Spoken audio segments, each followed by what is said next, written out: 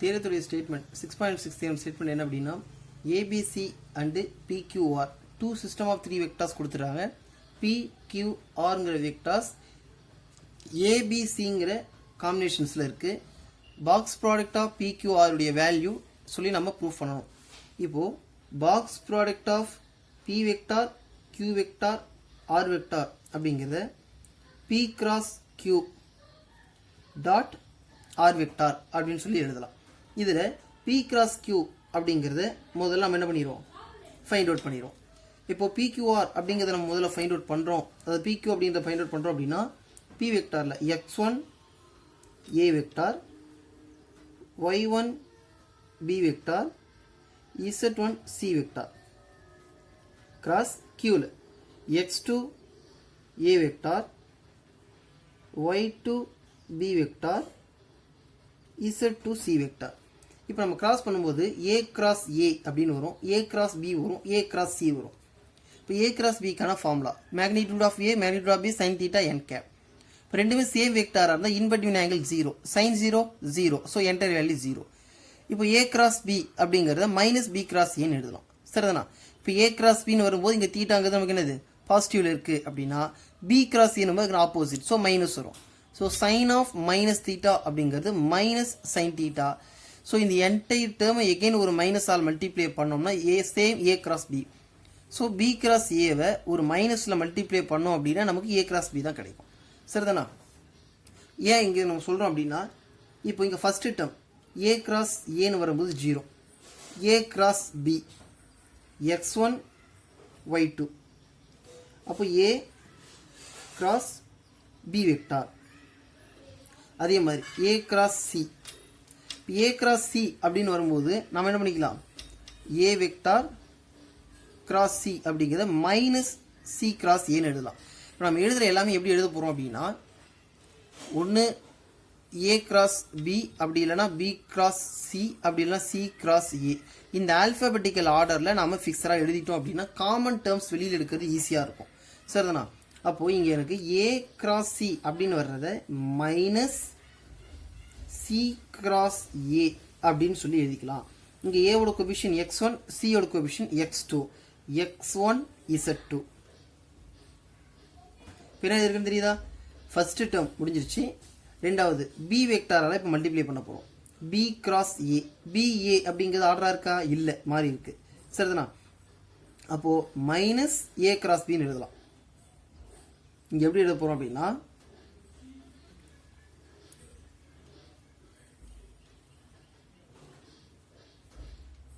நல்லா குனிங்க. பி வெக்டாரால் இப்போ ஏ மல்டிப்ளை பண்ணுறோம், பி கிராஸ் ஏன்னு வருது. சரியா? பி கிராஸ் ஏவோட கோஎஃபிஷியன்ட் y1 x2 இருக்கு. அடுத்த ஸ்டெப்பில் இது எழுதும்போது மைனஸ் y1 x2 ஏ கிராஸ் பி அப்படின்னு சொல்லி எழுதிடுவோம். நெக்ஸ்ட்டு பி கிராஸ் பின்னு வரும்போது 0 ஆயிரும். பி கிராஸ் சி இது ஆர்டராக தான் இருக்குது. அப்போ இங்கே y1, இங்கே z2, y1 z2 B cross C. முடிஞ்சா? ஃபஸ்ட்டு 2 முடிஞ்சிருச்சு, அடுத்த 2 முடிஞ்சிருச்சு. இப்போ last C vector, C cross A இது ஆர்டராக தான் இருக்குது. z1 x2, z1 C cross ஏ. முடிஞ்சா? அடுத்து சி கிராஸ் பின்னு வரும்போது z1 y2 C cross B. சரியா? இப்போ மல்டிப்ளை பண்ணியாச்சு. இப்போ நம்ம என்ன சொன்ன அடுத்தது ஏ கிராஸ் பியை வெளியில் எடுக்க போகிறோம். அப்போது இங்கே ஏ கிராஸ் பி அப்படின்னு வரும்போது x1 y2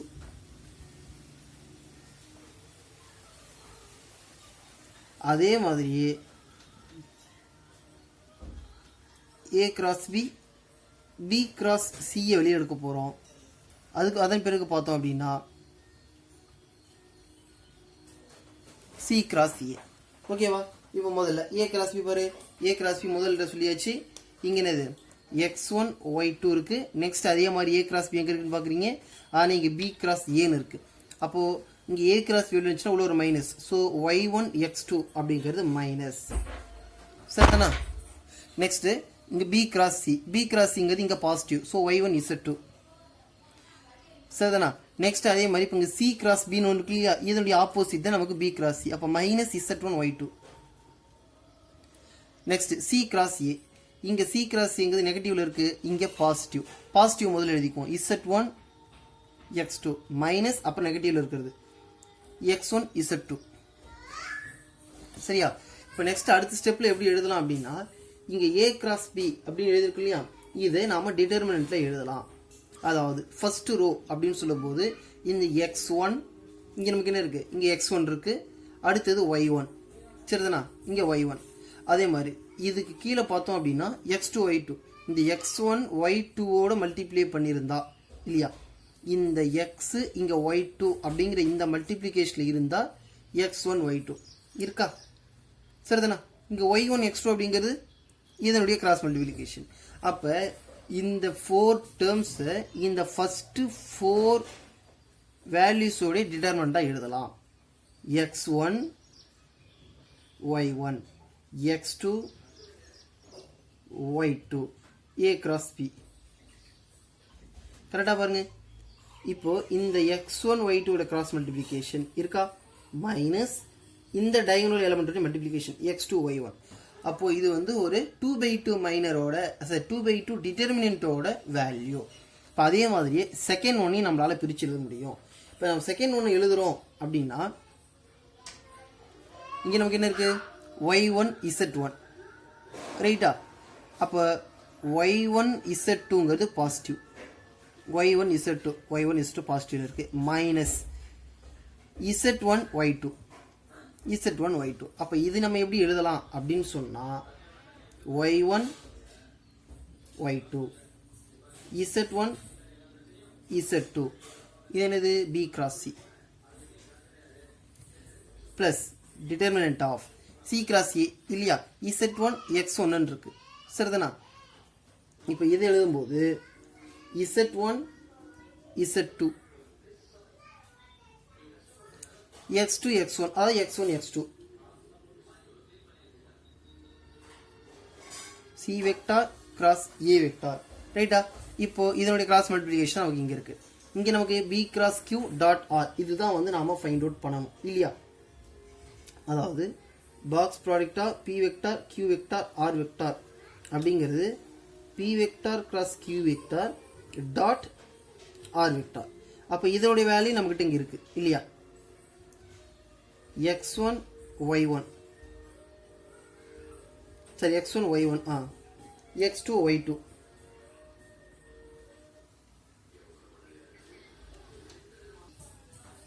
கவனிப்பா. இங்கே வந்து நமக்கு என்னது X2 இருக்குது, இங்கே Y1 Y2 into A cross B plus Y1 Y2 Z1 Z2 B cross C Z1 Z2 X1 X2 C cross A. இங்கே டாட் R வெக்டார் இருக்கா, டாட் R வெக்டார் பாருங்க, X3 A vector Y3 B vector Z3 C vector. இதில் இப்போ A cross B dot Chinna box ப்ராடக்டா ABCன்னு எழுதலாம். இங்கே இன்னொரு formula நம்ம சொல்லணும் என்ன அப்படின்னா, அதாவது A cross B dot C அப்படின்னா box product of A vector B vector C vector எழுதலாம். சரிதானா? ஒருவேளை இதில் வந்து இப்போ A vector cross B vector dot B அப்படின்னா டாட் ஏன்னு இருந்தால் அதோடைய வேல்யூ 0. ஏன்னா பாக்ஸ் ப்ராடக்டில் 2 வெக்டார் சேமாக இருந்துச்சுன்னா அதோடைய வேல்யூ நமக்கு 0வாக இருக்கும். ஏன்னா இங்கே சேம் வந்து என்னது டிட்டர்மெண்ட்டில் வரும். டிட்டர்மெண்ட்டில் 2 ரூபா ஐடென்டிக்கல் அப்படின்னா வேல்யூ என்னது 0. ஸோ இங்கே நமக்கு என்ன ஆகுது அப்படின்னா, ஃபஸ்ட்டு X3A அப்படிங்கிறது இதில் A cross B dot apply பண்ணால் இங்கே ஏவும் சேம், ஸோ 0. பின்னு வந்தால் செகண்டும் 0. தேர்டோட டாட் ப்ராடக்ட் அப்ளை பண்ணும்போது A cross B dot C அப்படின்னு வரும்போது பாக்ஸ் ப்ராடக்ட் ஆஃப் ABCன்னு வரும். அப்போ Z3 into X1 X2 Y1 Y2 இது first term, box product of ABC common. சரிதானா? அதே மாதிரியே இங்கே செகண்ட் பார் B கிராஸ் C டாட் ஏன்னு வந்தால் மட்டும்தான் நமக்கு என்னது பாக்ஸ் ப்ராடக்ட் ஆஃப் ஏபிசின்னு எழுத முடியும். சரியா? இங்கே பிக்கும் சிக்கும் டாட் ப்ராடக்ட் அப்ளை பண்ணால் இந்த ரெண்டு டேர்மும் வந்து நமக்கு இங்கே 0 ஆகிடும். சரியா? அப்போ x3 into y1 y2 z1 z2. சரிதானா? பாக்ஸ் ப்ராடக்ட் ஏபிசிங்கிறது காமனாக வெளியே எடுத்துடலாம். இங்கே லாஸ்ட்டு பாரு சி ஏ பின்னு இருந்துச்சுன்னா அப்போ மட்டும் வேல்யூ வரும். ஏன்னு வந்தாலும் சின்னு வந்தாலும் 0. இந்த ரெண்டு நமக்கு 0 ஆயிடும். அப்போது C cross A dot B இங்கே வந்து நமக்கு C cross A dot B அப்படின்னா எப்படி எழுதலாம்னா box product of C A பின்னு எழுதலாம். ரைட்டா? இப்போ நீங்கள் ஏவையும் சியும் ஒரு தடவை மாற்றுவீங்க ஏசி, அதுக்கப்புறம் சியும் பியும் ஒரு தடவை மாற்றும் போது 2 தடவை மைனஸ் அப்ளை பண்ணும்போது நமக்கு என்ன ஆயிரும்? இது நமக்கு பாசிட்டிவ் ஆயிரும். ஸோ Z3 சாரி பியோட கொஷின் y3 into Z1 Z2 x1 x2. அப்போது box product of A vector B vector C vector அப்படிங்கிறது காமன்.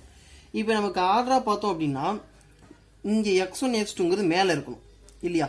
இங்கே y3 பாருங்கள். இப்போ y3 டிட்டர்மினன்ட் எடுத்துன்னு வச்சிங்களேன், இது ரெண்டையும் விட்டுட்டோம் அப்படின்னா ரிமைனிங் பாரு x1 y1 x2 z2 இல்லையா? இந்த மாதிரி இருந்துச்சுன்னா நமக்கு என்னது அதோடைய சிம்பிளிஃபிகேஷன் ஈஸியாக இருக்கும்.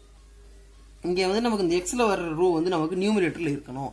அப்போ அது நியூமரேட்டரில் இருக்கணும் அப்படின்னா சரி நியூமரேட்டர் பாரு இங்கே ஃபஸ்ட்டு ரோவில் இருக்கணும். இந்த ஃபஸ்ட்டு ரோவில் இருக்கணும் அப்படின்னா இது ரெண்டு நம்ம இன்டர்சேஞ்ச் பண்ணணும். ஒன்ஸ் இன்டர்சேஞ்ச் பண்ணோம் அப்படின்னா இங்கே நமக்கு என்ன வந்துடும்? ஒரு minus.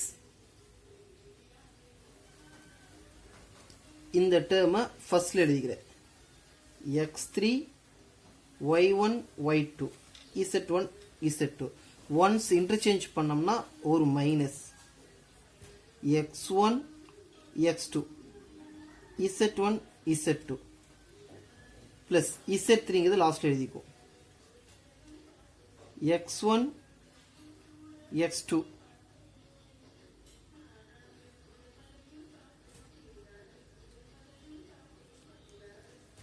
Box product of A B C.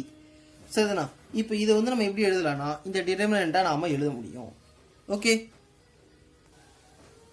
இப்போ இது டைரெக்டாக நம்ம எப்படி எழுதலாம் அப்படின்னா இதனுடைய பாக்ஸ் ப்ராடக்டாக எழுதிக்கலாம். பாக்ஸ் ப்ராடக்ட் அப்படின்னு சொல்லும்போது ஈக்குவல் டு டிட்டர்மினன்ட் ஆஃப் இப்போ இந்த x3 y3 z3 அப்படிங்கிறது தேர்ட் ரோ. ஓகேவா? அப்போ இந்த x1 y1 z1 அப்படிங்கிறது ஃபர்ஸ்ட் ரோ, x2 y2 z2ங்கிறது second row into box product of A vector B vector C vector. Okay தானா? அப்போ இந்த box product of P vector q vector r vector அப்படிங்கிறது equal to this determinant into box product of ABC. Okay.